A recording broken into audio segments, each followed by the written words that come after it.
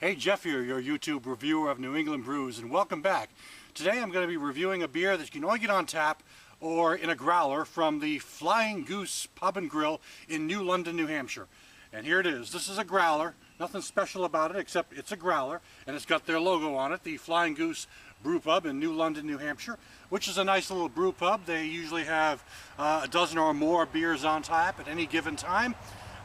They serve a lot of burgers, sandwiches, a big nachos platter, a lot of good food, type of food you might get at any sort of pub that you go to.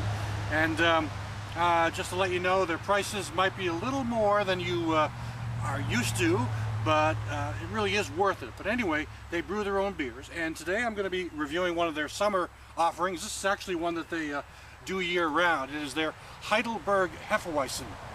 The Flying Goose Heidelberg Hefeweizen is a German-style hef, so that means it's got a good wheat quality to it, and it also should have a bit of maybe a vanilla note in it as well. And it comes in at an ABV of 4.7%. I've already dug into this growler a little bit. As I've said before, growlers are the kind of things you have to kind of drink down very quickly, or it goes stale or flat if you don't drink it enough. So I'm going to pour it into this little Brew New Hampshire glass that I have. A very small little glass.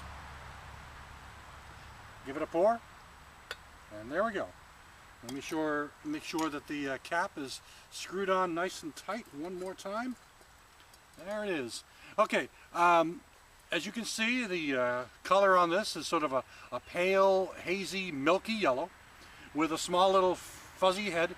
The head doesn't last too long, as I've discovered. I've already had one of these before I did this review, so I kind of know what to expect already. So this isn't my first attempt at it. So let's give it a whiff. Lots of wheat in the aroma, and yeah, I do actually notice that vanilla in there, which does live up to the style.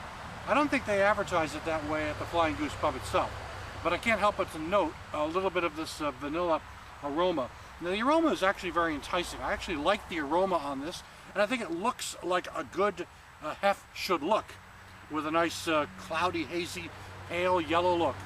It smells like a good hef should look, or should smell, I should say. Well, let's give it a taste. Some lacing.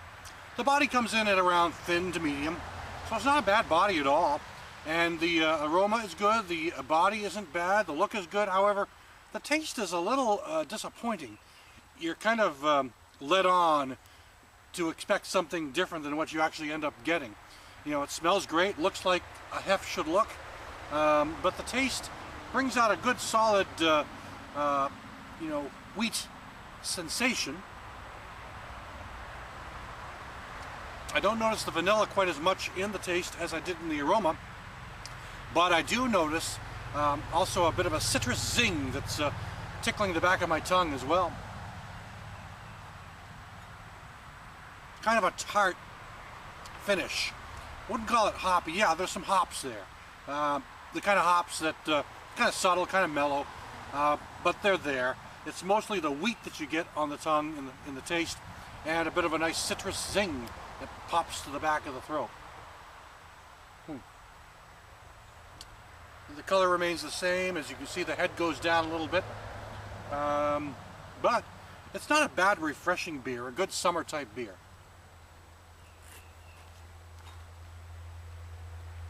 And that's that. It's not a bad taste. It's definitely refreshing, and it goes really well with that big, huge nacho platter that the Flying Goose Pub offers. I mean, it's like this big.